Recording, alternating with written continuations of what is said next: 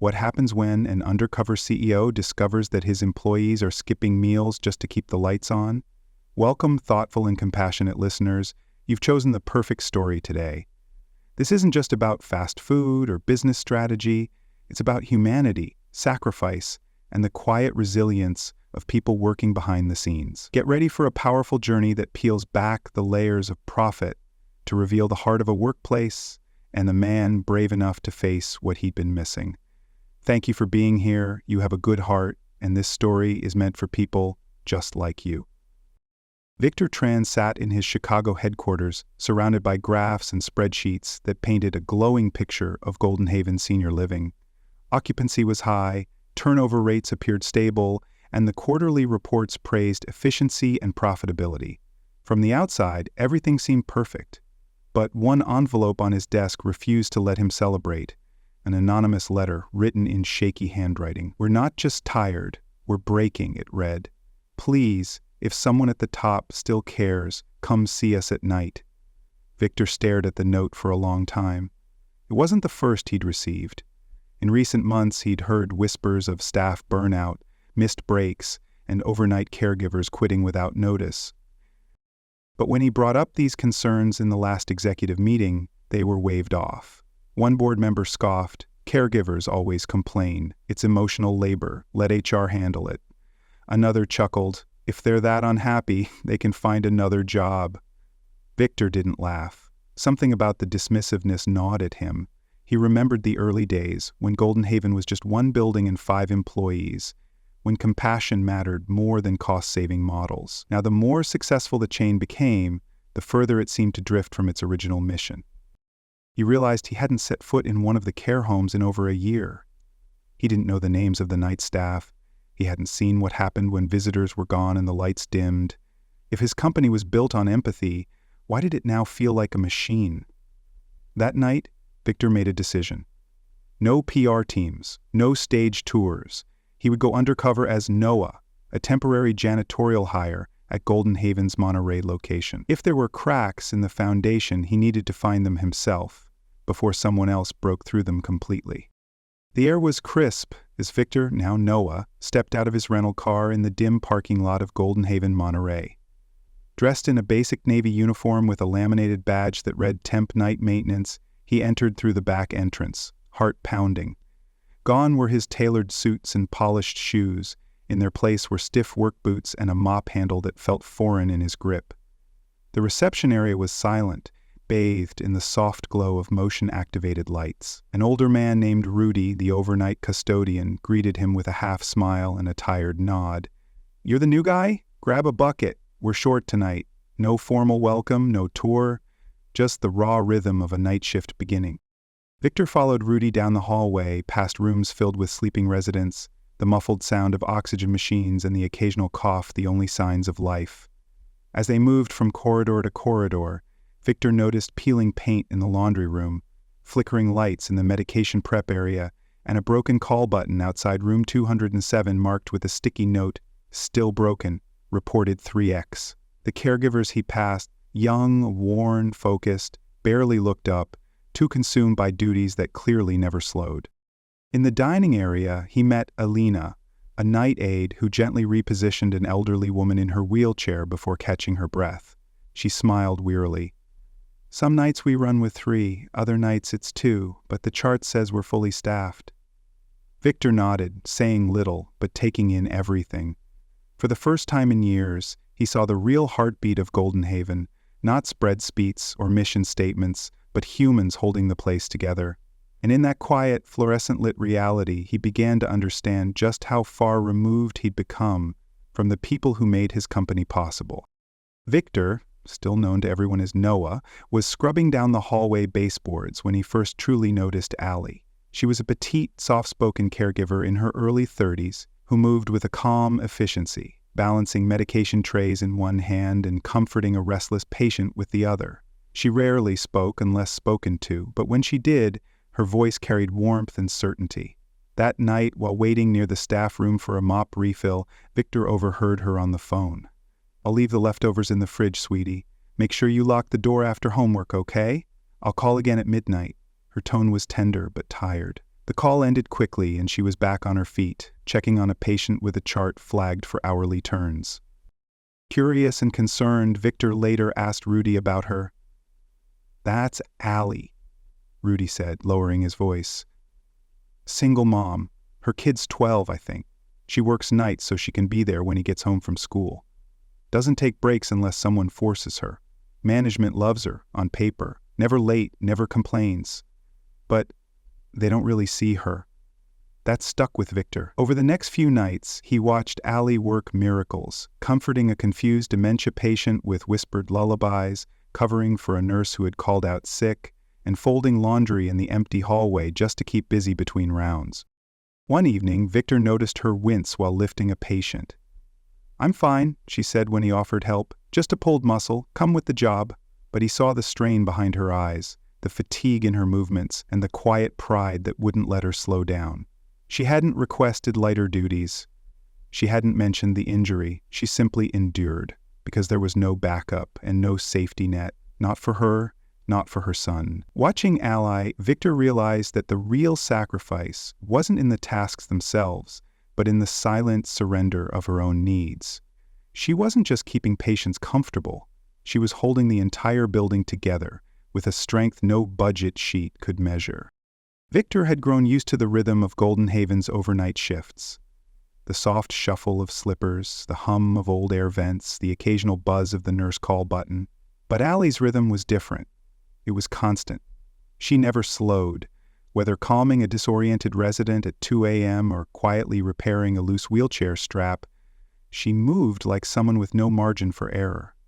Victor, still in disguise as Noah, had started to notice the fine lines of exhaustion etched into her face, the way she rolled her shoulder after lifting patients, and the deep purple shadows under her eyes. She wasn't just tired. She was wearing herself thin, and no one seemed to notice. Or maybe they did, and chose not to look too closely. One night, during a lull in activity, Victor found Allie kneeling by a patient's bed, gently tucking in the corners of a worn quilt. The room was dim, and the patient had already fallen asleep, but Allie stayed a moment longer, smoothing the fabric like it was a sacred ritual. When she stood up, Victor caught the slight grimace that crossed her face, sharp, quick, and then buried under a polite smile. "You okay?" he asked gently. She nodded. "Just a little sore. It's nothing." But he saw the truth. Her wrist was wrapped in a makeshift bandage, hidden beneath her sleeve. Later that night, Victor checked the staff injury logs. There was no mention of Allie, no complaints filed, nothing. It dawned on him. She wasn't reporting injuries because she couldn't afford to. A missed shift meant missed wages, and missed wages meant less food, less stability, less security for her child. Allie was giving everything she had, physically, emotionally, to keep this job and the life she had built afloat. Not for recognition, not for praise, but because she didn't have a choice. At that moment, Victor stopped seeing her as just an employee. She was a cornerstone, unseen, unthanked, but essential. Allie's quiet sacrifice became the lens through which he began to see the true cost of every unchecked policy, every ignored plea, every system that failed to protect its most devoted people. It was just past 3 a.m. when Victor noticed the figure outside the staff break room window, a silhouette sitting hunched on the back steps, barely illuminated by the flickering security light. At first, he thought it was a shadow or a trick of exhaustion, but when he stepped closer, he saw a man in his 20s, wrapped in a threadbare hoodie, clutching a paper cup. His face was pale, his hands red from the cold. Victor quietly nudged open the rear door. The man flinched but didn't run. "Hey," Victor said softly, "you okay out here?" The man hesitated before replying, "Just needed a quiet place." After a pause, he added, "I used to work here." That got Victor's full attention. The man introduced himself as Devin, a former night janitor who had quietly disappeared a few months ago. No farewell, no mention in the logs, just gone. Now he was back, not as an employee, but as someone barely scraping by. "Got evicted, lost my car. After that I couldn't make it in on time anymore," Devin explained, his voice hollow. Victor listened, the guilt pressing into his chest. Devin's story wasn't an anomaly, it was a consequence. No fallback plan, no safety net, no second chances. "You want to come back?" Victor asked. Devin gave a bitter laugh. Can't show up when I've got nowhere to shower. Back inside, Victor stood in silence as the reality settled. One of his own had fallen through the cracks, and no one noticed. Devin had become a ghost at the back door, quietly haunting the system that let him down. It wasn't about one man. It was about the culture that made his disappearance feel ordinary. And that realization would follow Victor into every hallway of Golden Haven from that night forward. It was the sound of a plate shattering in the kitchen that pulled Victor out of the dining hall and into a moment he would never forget. Allie stood frozen, her hands trembling, eyes wide, breath shallow. A second later, she sank to her knees, clutching her side, pale and gasping. The staff around her froze, unsure of what to do.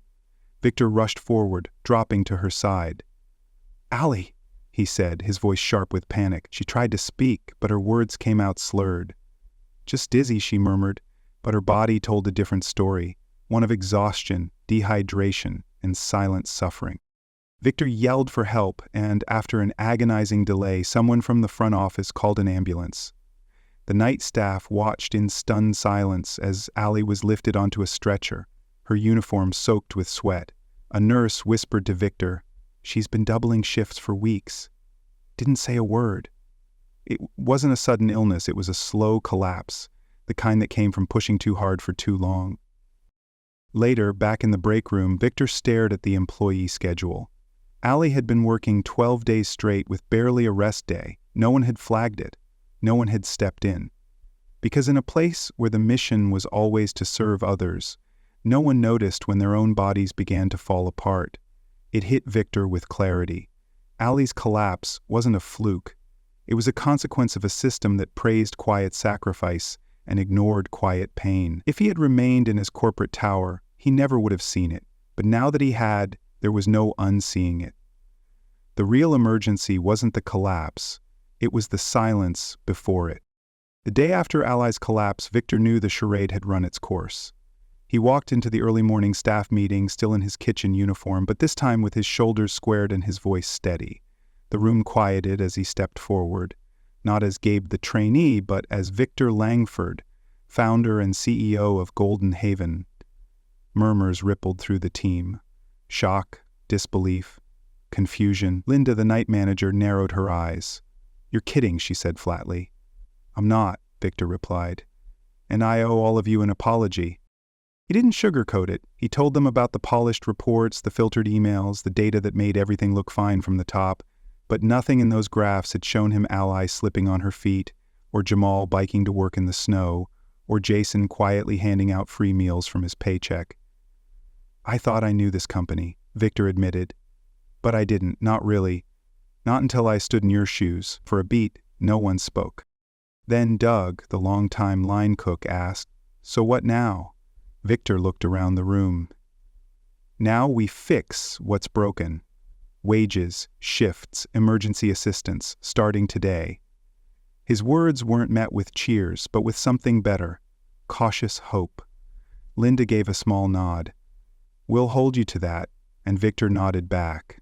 "Please do." For the first time in years, he wasn't giving a speech from behind a desk. He was speaking eye to eye, heart to heart.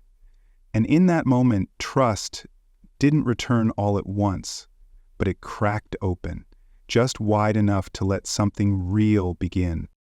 The days following Victor's revelation were a whirlwind of motion, conversation, and cautious change. True to his word, reforms began not with grand press releases but with quiet, tangible shifts in the daily rhythm of Golden Haven. Pay rates were adjusted overnight, with every employee receiving a substantial raise, enough to cover rent, groceries, and emergencies without scrambling. Allie, still recovering from her collapse, was offered paid leave and access to a health counselor. When she returned a week later, it wasn't to suspicion or whispers, but to applause and warm welcomes from her coworkers. Victor didn't disappear after making promises. He showed up for every shift that week, scrubbing pans, bussing tables, and helping Jamal unload deliveries in the icy parking lot. A new staff meal program was launched, ensuring every employee went home fed, regardless of hours worked. The Emergency Assistance Fund went live within days, and the first recipient was Jason, the former employee who had been quietly sleeping in his car behind the building. With Linda's guidance, he rejoined the team and was offered flexible hours and housing support. Perhaps the most meaningful change, though, was cultural. Employees began to speak more freely in meetings. Their suggestions no longer met with silence, but with implementation.